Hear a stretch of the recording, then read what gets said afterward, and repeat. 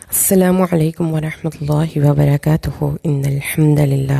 والصلاة والسلام علی سید الانبیاء وعلی آلہ وصحبہ اجمعین اما بعد فاعوذ باللہ من الشیطان الرجیم بسم اللہ الرحمن الرحیم انشاءاللہ الرحمن۔ آج کے اس لیسن میں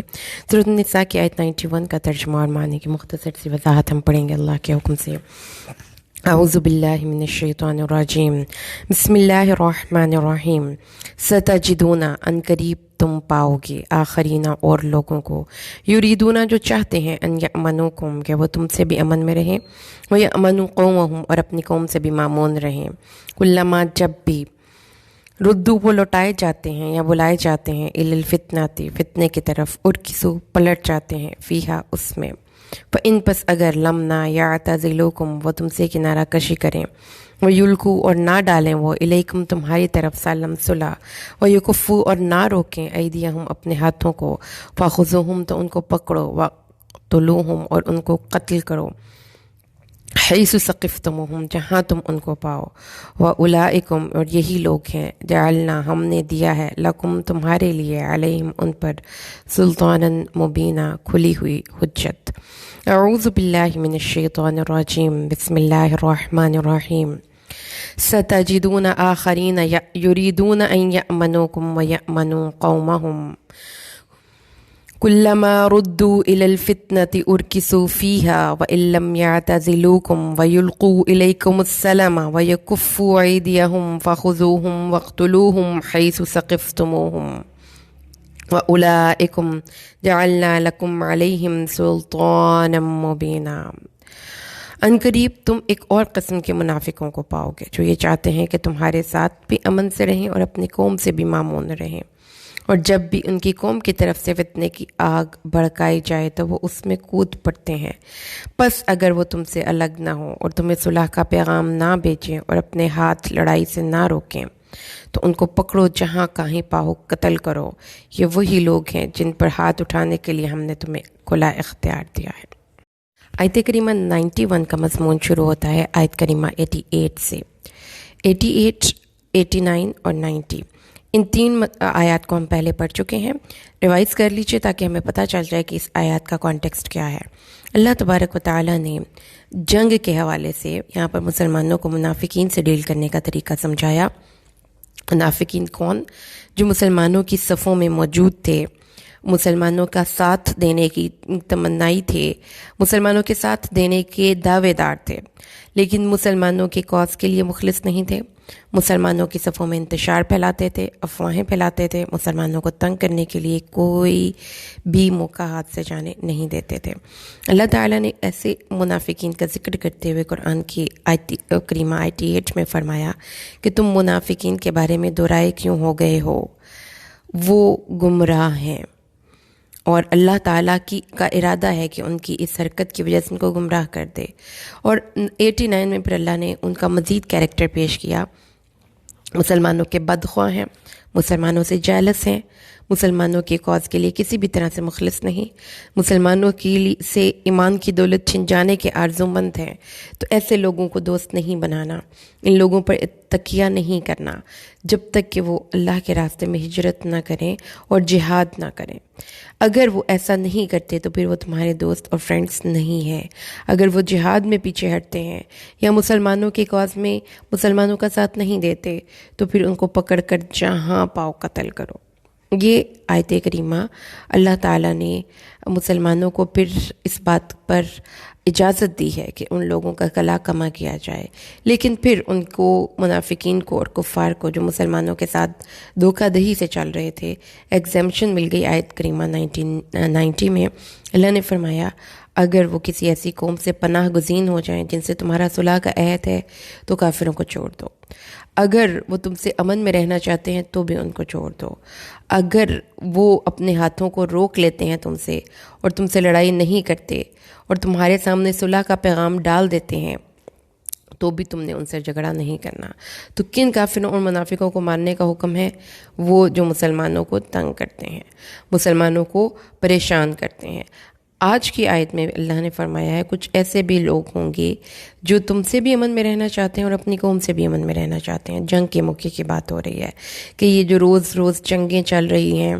ان کو ختم کریں, ہم اپنی انرجیز کو رائٹ سائڈ پہ لگائیں. اور وہ یہ چاہتے بھی ہیں. اگر وہ یہ صدقے دل سے چاہتے ہیں تو پھر اس کے لیے ان کو عملی طور پر کوئی قدم اٹھانا ہوگا. اور وہ عملی قدم کیا ہے کہ اپنے آپ کو جنگ سے روکنا ہوگا, مسلمانوں سے بھی نہیں لڑنا ہوگا, اور مسلمانوں کے ساتھ صلح صفائی سے رہنا ہوگا. لیکن اگر وہ زبانی کلامی تو یہ کہہ رہے ہیں کہ ہم تم سے امن چاہتے ہیں, اپنی قوم سے بھی امن چاہتے ہیں, ہم لڑائی جھگڑا نہیں کرتے, لیکن جب فتنے کی طرف جانے کا اندیشہ ہو تو وہ فوراً بھاگ کر اس جنگ اور لڑائی میں شامل ہوتے ہیں. تو یہ روش جو ہے, اگر وہ یہ صرف زبان سے کہہ رہے ہیں کہ ہم امن میں رہنا چاہتے ہیں, لیکن جب فتنے کی طرف لوٹائے جائیں اور اس میں وہ الٹے پاؤں پھر جائیں, اور اگر وہ تم سے اپنے ہاتھوں کو نہ روکیں, اور وہ اگر تمہارے سامنے صلح کا پیغام نہ بھیجیں, اور اگر وہ تم سے پیچھے ہٹ کر نہ بیٹھیں, تم سے چھیڑخانی کریں, تمہیں تنگ کریں, تمہیں پریشان کریں, لیکن زبانی کلام یہ کہیں کہ ہمیں امن چاہیے امن چاہیے, تو پھر اس وقت ان کو پھر تم نے ذرا سختی سے ڈیل کرنا ہے. ان کا مواخذہ کرو, ان کو قتل کرو جہاں تم ان کو پالو. یہ وہ لوگ ہیں جن پر ہم نے تمہیں صریحاً ہاتھ دست درازی کرنے کی اجازت دے دی ہے. تو سمجھ میں ہمیں اس آیت سے قرآن پاک کے اس پوائنٹ کو ہم نے سمجھ لینا ہے کہ رسول صلی اللہ علیہ وسلم کو اللہ تبارک و تعالیٰ نے یہ بتایا ہے کہ ایکچولی بال دوسرے فریق کی کورٹ میں ہے, وہ تمہارے ساتھ جیسا چلتا ہے ویسا ہی تم اس کے ساتھ چلو. اگر وہ تم سے امن میں رہنا چاہتا ہے تو تمہیں اللہ نے کوئی اجازت نہیں دی کہ تم ان کو تنگ کرو, ان کو مارو, ان کے خاندان اور ان کے گھروں کو پریشان کرو.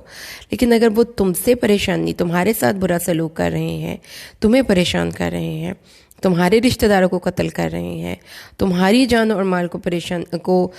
نقصان میں ڈالے ہوئے ہیں, فتنے میں ڈالے ہوئے ہیں, تو پھر اس کے ساتھ قتال کرنا چاہیے اور ان کو جہاں پاؤ انہیں قتل کر دو. تو اللہ نے فرمایا ہے کہ وہ الگ نہ ہوں, تمہیں صلح کا پیغام نہ بیچیں, لڑائی سے ہاتھ نہ روکیں.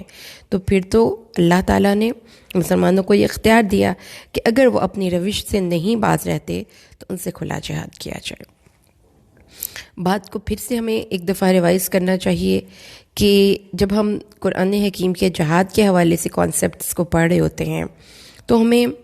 بہت سی جگہوں پر ایسے لوگ مل جاتے ہیں, ایسے آرٹیکلز, اگر آپ آن لائن کوئی چیز پڑھ رہے ہیں, کسی چیز کے بارے میں ریسرچ کر رہے ہیں, تو آپ کو آن لائن ایسے بہت سے آرٹیکلز مل جائیں گے, ایسے بہت سے رائٹرز مل جائیں گے جو کہ آپ کو اسلام کے کانسیپٹ آف جہاد کے بارے میں مس گائیڈ کرتے ہیں. جس میں پچھلے دنوں میری نظر سے ایک تحریر گزری تھی غزوہ بنی قریظہ کے حوالے سے. یہ واقعہ میں اس لیے یہاں پہ پیش کر رہی ہوں کہ یہ اس آیت کے اس مضمون سے سرپرائزنگلی ریلیونٹ ہے جو آج ہم پڑھ رہے ہیں, کہ اللہ تعالیٰ نے فرمایا کہ جو تم سے امن میں رہنا چاہیں اور اپنی قوم سے بھی امن میں رہنا چاہیں تو تم ایسے لوگوں سے ایک تو کنارہ کش ہو جاؤ. لیکن اگر وہ زبانی کلامی یہ کہہ رہے ہیں لیکن امن کے لیے کوئی کوششیں نہیں کر رہے, تو پھر ایسے لوگوں کو مارو, پکڑو جہاں سے بھی تم ان کو پاؤ. اور اللہ نے تمہیں اختیار دیا ہے, لہذا جب قتل کرنا, کسی انسان کو قتل نہ کرنا کیوں نہیں ہم کرتے, کیونکہ یہ اللہ کا حکم ہے, سیکرڈ ہے ہیومن لائف. لیکن اللہ تعالیٰ نے ایسے لوگوں کو قتل کرنے کا حکم دیا ہے, اس لیے اب ان کو قتل کرنا عین ثواب ہے. اس کی مثال یوں سمجھیے کہ آپ کے جسم کے تمام اعضاء جو ہوتے ہیں وہ بہت ہی زیادہ ڈیئر ہوتے ہیں. آپ کو اگر کسی کی ٹانگ ٹوٹ جاتی ہے تو ڈاکٹرز کیا کرتے ہیں, آپریٹ کر دیتے ہیں کہ یہ ٹانگ جڑ جائے. لیکن کبھی کبھی بیماری کی نوعیت ایسی ہوتی ہے کہ خود ڈاکٹر سجیسٹ کرتے ہیں کہ اس ٹانگ کو کاٹ دیا جائے ورنہ باقی بھی تمہارا جسم گل جائے گا. آپ نے آن دی ریکارڈ باتیں چیک کی ہوئی ہیں. تو اللہ تعالیٰ نے فرمایا ہے کہ ایسے لوگ جو کہ اس قسم کی روش اختیار کرتے ہیں وہ معاشرے کا وہ گلا سڑا طبقہ ہیں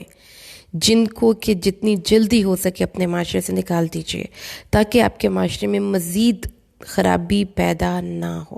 سیم ایز کہ جیسے کسی پھل کا گلا سڑا حصہ ہم نکال کر پھینک دیتے ہیں, سیم ایز کہ جس کو کے پاؤں یا ہاتھ پہ کوئی ایسی پھنسی یا پوڑا نکل آتا ہے جو کسی صورت صحیح نہیں ہو پا رہا، اور اس کے جو جراثیم ہیں وہ باقی صحت مند ہاتھ کو بھی خراب کر رہے ہیں، تو ڈاکٹرز فوری طور پر پہلی فرصت میں اس کا عضو وہ کاٹ دیتے ہیں۔ تو ایسے ہی گلے سڑے لوگوں کو پھر اپنے معاشرے سے نکالنے کا اللہ نے حکم دیا، یعنی ان کو پکڑو اور قتل کرو۔ غزوہ بنی قریظہ جو تھا اس کی عملی مثال تھی ہمارے سامنے۔ مدینہ کے اندر یہود کا ایک قبیلہ آباد تھا جس کا نام تھا بنی قریظہ، جس نے مسلمانوں کے ساتھ امن کا معاہدہ کر رکھا تھا۔ لیکن جب غزوہ خندق ہوا، غزوہ خندق کے دوران انہوں نے کیا کیا، مشرکین اور یہود نے کوشش کی کہ مدینہ کے اندر کے جو یہود تھے یعنی بنو قریظہ،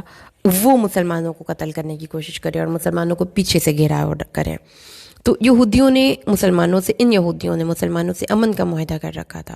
مسلمانوں کو ان کی طرف سے بے فکری تھی، لیکن یہود نے کیا کیا، انہوں نے دغا کیا اور 900 افراد مسلمانوں پر حملے کے لیے تیار ہو گئے۔ جب یہ افواہ پھیلی تو نبی کریم صلی اللہ علیہ وسلم نے سعد بن معاذ اور سعد بن عبادہ کو تحقیق کے لیے بنی قریظہ کی طرف بھیجا۔ فیصلہ یہ ہوا کہ اگر یہ بات ٹھیک نکلی تو اطلاع خفیہ طور پر نبی کریم کو دی جائے گی تاکہ مسلمانوں کے حوصلے پست نہ ہوں، لیکن یہ خبر سچ نکلی، جس کی بعد نبی کریم صلی اللہ علیہ وسلم نے 500 سواروں کا گشت شروع کروایا واپس، جو نعرہ تکبیر لگا کر بزدل یہودیوں کا جگر پانی کرتے رہے۔ انہی وجوہ کی بنیاد پر بنو قریظہ عملی طور پر مدینے سے نکالے گئے اور وہ حملہ نہ کر سکے۔ 23 ذی القعدہ کو غزوہ خندق کے فوراً بعد 5 ہجری میں نبی کریم صلی اللہ علیہ وسلم 3000 سپاہ کے ساتھ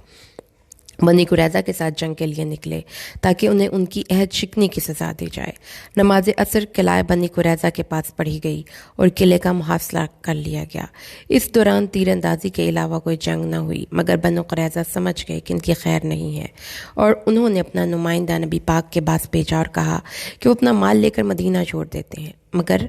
مسلمان نہ مانے۔ پھر بنی قریظہ نے پیشکش کی وہ اپنا مال بھی چھوڑ دیتے ہیں لیکن ان کی جان بخشی کی جائے، لیکن آپ نے پھر بھی نہیں مانے، کیونکہ یہ بات طے تھی کہ اگر ان کو مدینہ سے نکالا گیا تو جو یہ سانپ یہاں پہ ایک جگہ پہ بیٹھے ہوئے ہیں یہ پورے شہر میں پھر جائیں گے اور مسلمانوں کو ہی ڈسیں گے۔ اس لیے یہ ضروری تھا کہ ان کا سر وہیں پہ کچلا جاتا، کیونکہ وہ مسلم کمیونٹی کے لیے نقصان دہ تھے، انہوں نے بدعہدی کی تھی۔ اگر بنی قریظہ مدینہ سے چلے جاتے تو وہ کیا کرتے، جیسا آپ کو پتہ ہے کہ جو غزوہ احزاب ہے وہ یہودیوں کی کوشش کے بعد آیا تھا، کہ رونما ہوا تھا کہ انہوں نے جا کر پورے عرب میں مسلمانوں کے خلاف پروپیگنڈا کر کے لوگوں کو ایک پیشوے اکٹھا کیا تھا۔ بنی نذیر جیسے یہودی قبائل کی طرح وہ مسلمانوں کے خلاف مزید سازشوں کا حصہ بنتے۔ تو جب یہودی اس محاصرے سے تنگ آ گئے تو انہوں نے نبی کریم سے درخواست کی کہ اس مقدمے کا فیصلہ کیا جائے۔ بنی قریظہ نے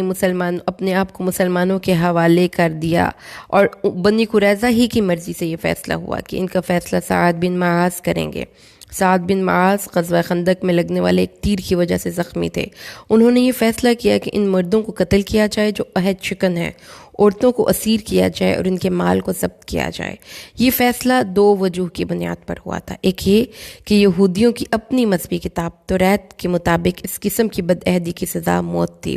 اور دوسرا نبی کریم کی اور بنو قریظہ اور مسلمانوں کے درمیان جب معاہدہ ہوا تھا تو اس میں یہی کہا گیا تھا کہ ہر فریق کا فیصلہ ان کے مذہب کے مطابق ہوگا، اور انہوں نے اس چک کو مانا تھا کہ اگر وہ دغا کریں گے تو ان کو قتل کیا جائے گا، ان کی عورتوں کو اسیر کر کے ان کا مال ضبط کیا جائے گا۔ یہ انہوں نے اس معاہدے میں ماننا تھا، اور یہ ایک شک تھی اس کی۔ چنانچہ 700 یہودیوں کو حضرت علی حضرت زبیر اور قبیلہ اوس کے کچھ افراد نے قتل کیا، ان کی گردن ماری۔ تو یہ جو آج ہم نے آیت پڑھی ہے، یہ اسی آیت کی عملی تفسیر ہم نے دیکھی ہے، کہ جس میں اللہ نے فرمایا کہ اگر وہ فتنے میں پڑنے سے رکنا چاہتے ہیں تو پھر تمہیں ان پر کسی قسم کا کوئی اختیار نہیں کہ تم ان کو مارو، لیکن اگر وہ تم پر دست درازی کرتے ہیں، وہ تمہیں پریشان کرتے ہیں، وہ تم سے امن میں نہیں رہتے، تم سے ہاتھ نہیں روکتے، تو پھر ایسا تو نہیں ہو سکتا نا کہ کوئی آپ کو پریشان کرتا رہے اور آپ منہ اٹھا کے بیٹھے رہیں، پھر اپنا اپنی طاقت کا اظہار کرو، ان کو جہاں پاؤ ان کو قتل کر دو، کیونکہ ایسے لوگ پھر انہوں نے اپنی حرکتوں کی وجہ سے تمہیں اس کام اللہ نے ان کی حرکتوں کی وجہ سے تمہیں ان پر کھلی چھوٹ دے دی ہے۔ جس سے ہمیں یہ پتہ چلتا ہے کہ دین اسلام نے جو ہمیں ایک مزاج دیا ہے زندگی گزارنے کا، وہ یہ ہے کہ امن سے رہیں اور کسی کے امن میں خلل انداز نہ ہو۔ لیکن اگر کوئی شخص آپ کی امن سے رہنے کی خواہش کو آپ کی کمزوری سمجھتا ہے، وہ کہیں پہ بھی آپ کیوں نہ ہو، تو پھر ایک دفعہ تو آپ کو اس کو مزہ چکھانا چاہیے کہ اس نے کس انسان کو تنگ کرنے کی کوشش کی ہے۔ یہی اللہ نے قرآن حکیم میں جب سورۃ النحل آپ پڑھیں گے تو شہد کی مکھی کی مثال سے بھی ہمیں یہ بات سمجھنی چاہیے کہ اللہ نے شہد کی مکھی کو ایک مثال کے طور پر پیش کیا کہ خوبصورت عمدہ زندگی گزارتی ہے، اپنے کام سے کام رکھتی ہے، پھولوں سے رس چوستی ہے،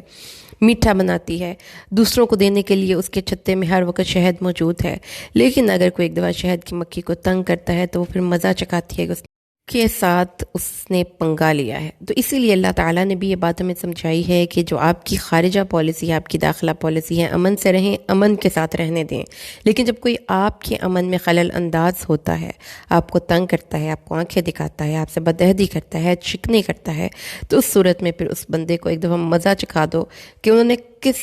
کن سے پنگا لینے کی کوشش کی ہے۔ یہی اللہ تعالیٰ نے بتایا ہے کہ جب کوئی آپ کو قتل کرے تو اس کو قتل کرو، اگر مسجد حرام میں لڑائی کرے مسجد حرام میں لڑو، اگر کوئی تم سے امن سے رہنا چاہتا ہے تو امن سے رہو۔ تو بال تو دوسرے فریق کی کورٹ میں ہے،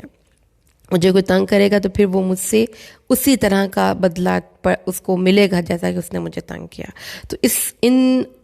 آیات سے ہمیں قرآن حکیم میں ایک جو کانسیپٹ آف جہاد ہے نا، وہ بڑا اچھے طریقے سے کھل کے سامنے آتا ہے کہ اللہ تعالیٰ نے مسلمانوں کو بلا ضرورت کسی کو تنگ کرنے کی، بے مقصد شہروں پہ چڑھائی کرنے کی، کسی انسان کو بے مقصد قتل کرنے کی بالکل اجازت نہیں دی۔ اگر کوئی امن سے رہنا چاہتا ہے، امن سے رہے، معاہدہ کرے ہمارے ساتھ اور خود بھی جیے اور ہمیں بھی جینے دے۔ لیکن اگر وہ مسلمانوں کے کاز کو نقصان پہنچا رہا ہے، مسلمانوں کے خلاف سازشیں کر رہا ہے، مسلمانوں کے بارے میں افواہیں پھیلا رہا ہے، نیگیٹو پروپیگنڈا کر رہا ہے، تو اس صورت میں پھر مسلمانوں کو اپنے دین کا دفاع کرنے کا اور ان شریر لوگوں سے ڈیل کرنے کا اختیار دے دیا گیا کہ آپ ان سے معاہدہ کریں، آپ ان کو پکڑ لیں، آپ ان کو گھیراؤ کریں، آپ ان کو مار دیں۔ یہ حالات کے مطابق ایک مسلمان لیڈر کو فیصلہ کرنا ہے۔ اللہ سے دعا کرتے ہیں کہ اللہ ہمیں قرآن کو سمجھ کر پڑھنا اور اس پر عمل کرنا آسان کر دے۔ آمین۔ بارک اللہ لی ولکم فی القرآن الحکیم ونفعنی وإیاکم بالآیات والذکر الحکیم۔ السلام علیکم ورحمۃ اللہ وبرکاتہ۔